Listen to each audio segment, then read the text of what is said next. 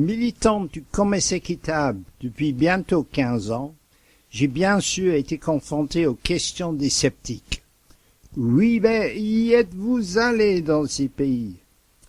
La décision d'y aller devenait une évidence. Le choix de pays aussi.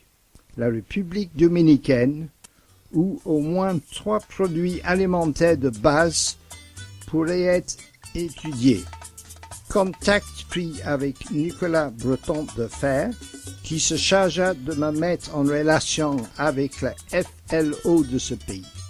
C'est ainsi qu'au mois de mars 2012, j'étais à Saint-Domingue, accompagné de ma fidèle traductrice Anne, qui dut réviser son espagnol pour cette aventure. Je vais donc la laisser continuer ce récit de notre témoignage. Après avoir dit au revoir à Christophe Colomb, nous voici à la gare routière, où nous avons pris un car pour Santiago de los Caballeros, à 180 km au nord. Visite rapide de cette ville. Le lendemain, rendez-vous avec Maria Trinidad, inspectrice de la FLO, Fair Trade Labeling Organization, de la République dominicaine. Heureusement pour Patrick et moi aussi, ouf, elle parle très bien l'anglais. Maria nous a préparé une visite de 3 coopératives sur 3 jours. Cacao, bananes et café. Tout un menu. Pas de temps à perdre, Maria nous dépose à la gare routière et en route pour San Francisco de Macorís. Une bonne nuit et en sortant de l'hôtel, nous voilà dans la réalité de la vie des jeunes dominicains. La coopérative de cacao bio a détaché 3 jeunes ingénieurs agronomes, fort sympathiques, Martin, Nicolas et Isidro, comme guides pour la journée. Après un petit déjeuner convivial, le moment pour faire connaissance, nous nous dirigeons vers la cordillère septentrionale, forêt tropicale culminant à 1000 mètres. Le 4x4 est à l'aise sur les chemins forestiers et nous arrivons au fleuve Nagua. Nous descendons du véhicule et notre guide emprunte le passage à gué, chose impossible pendant la saison des pluies.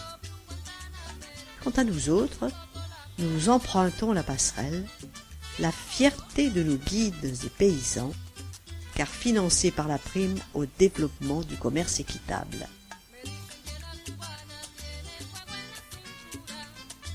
Cette passerelle, où ils tiennent absolument à poser pour la photo, permet l'accès au village pendant la saison des pluies, lorsque le fleuve est en crue.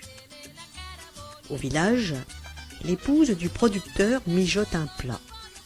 Son mari nous confie sa fierté, car sa fille va continuer ses études grâce à une bourse allouée par la coopérative. L'école gratuite et obligatoire cesse à 14 ans. Il fait chaud et une boisson fraîche artisanale nous est offerte en guise de bienvenue. Le producteur de cacao nous fait visiter son exploitation. Tout commence par une petite fleur, plus tard la cabosse, d'abord verte, ensuite rouge foncé. À l'intérieur de la cabosse se trouve une multitude de fèves qu'il faudra faire fermenter et sécher avec soin.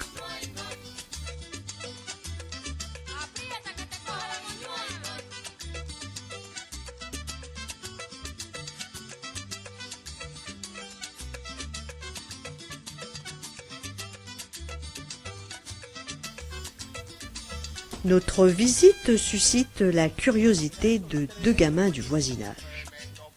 Nous rendons visite ensuite à un autre membre de la coopérative.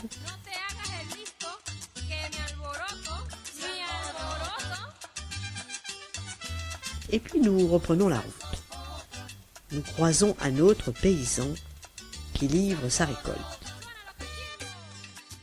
S'ensuit la visite de l'école. L'école était financée avec l'aide de la prime du commerce équitable. L'unique classe est bien sage et à notre grand étonnement, c'est la leçon de français.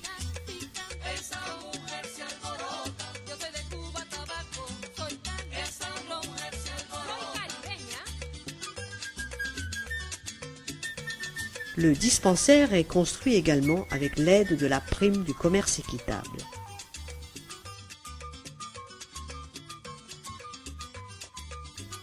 Une consoeur nous fera la visite. Je constate que le dispensaire est plutôt bien structuré.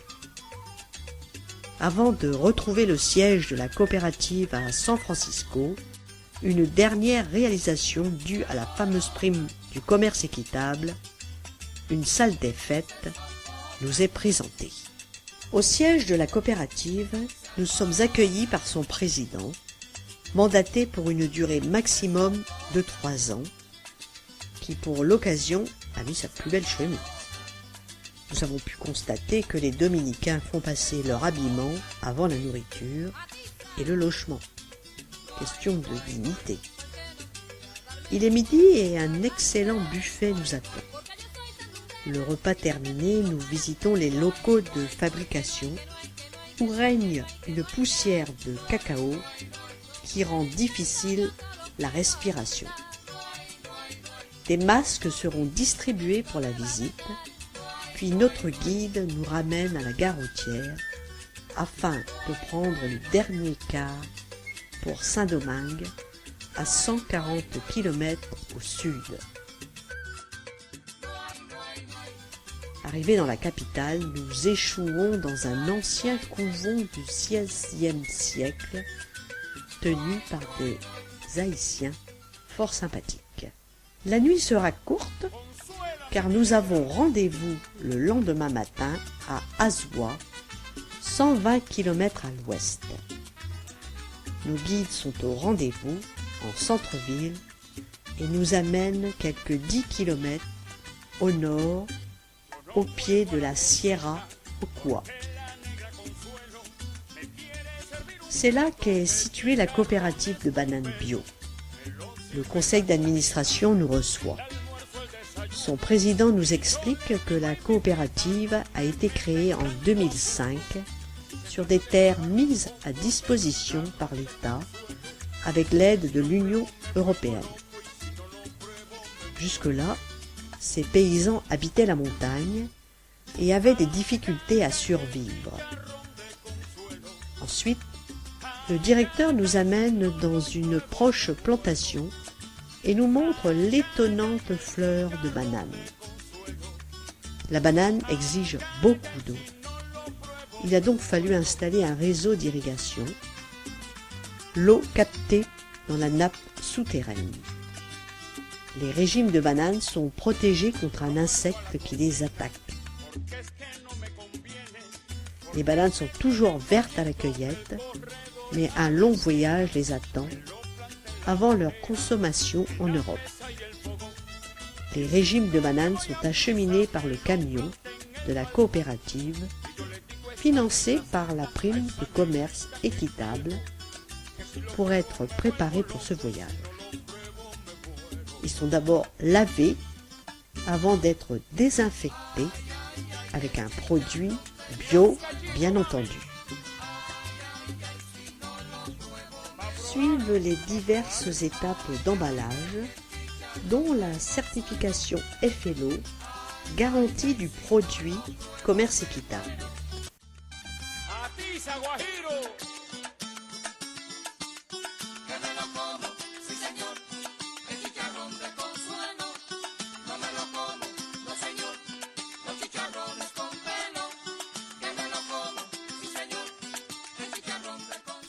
Les employés et certains paysans habitent ces petites maisons construites après 2005, modestes peut-être, mais bien mieux lotis que beaucoup d'autres dominicains.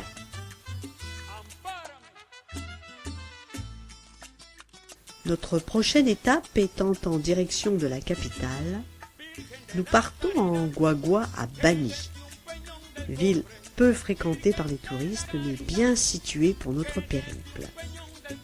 Nous faisons connaissance avec un groupe de jeunes en campagne électorale pour leur leader. Ils s'étonnent de voir 2 touristes flâner dans leur ville et nous leur ferons part de notre démarche. Le lendemain, autre trajet en guagua, du vrai folklore. L'on parle de tout et surtout politique, sur fond musical.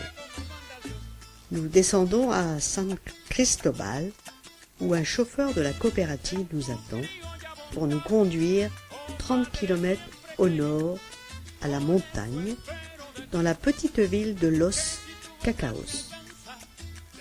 Malgré son nom, il s'agit du café, et bien entendu, c'est autour d'un bon café que les présentations sont faites. Madame la présidente des petits producteurs de la région sud s'est déplacée pour nous recevoir. Le directeur de la coopérative nous explique qu'ils ont reçu de l'aide d'Oxfam et de la région espagnole de Murcie. Il nous présente Douglas, un jeune Américain de la Peace Corps, institution créée par le président Kennedy pour apporter l'aide technique aux pays du Sud. Douglas nous accompagne et explique que son travail est de réorganiser l'informatique au sein de la coopérative. Nous visitons les pépinières de plants de caféiers.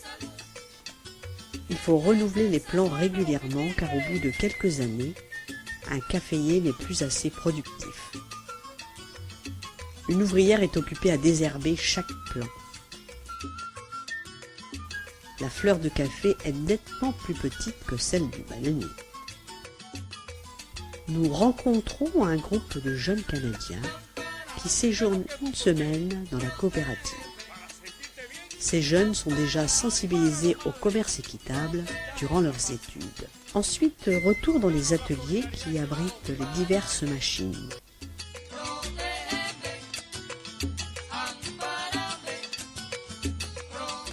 La dextérité des femmes triant les grains de café suscite notre admiration.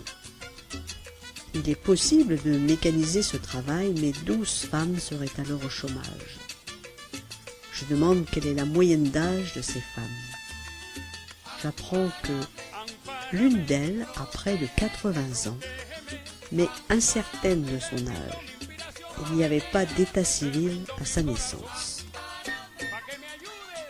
Le meilleur café est exporté en Europe, mais la coopérative produit aussi un café moulu pour le marché local. À notre départ, il nous offre à chacun un grand paquet de ce café qui sera dégusté en Bretagne avec nos crêpes. Ainsi s'achèvent nos visites des coopératives. 3 journées passionnantes et très enrichissantes. Dorénavant, je pourrais répondre « Oui, je suis allé et je suis convaincu que le commerce équitable est une solution juste pour nos échanges commerciaux avec les pays du Sud. Le niveau de vie de la population est ainsi amélioré. » Merci à Maria Trinidad et nos amis de Max Havre France de nous avoir permis à visiter ces coopératives et merci aussi à tous ces paysans et leurs employés qui nous ont si bien accueillis.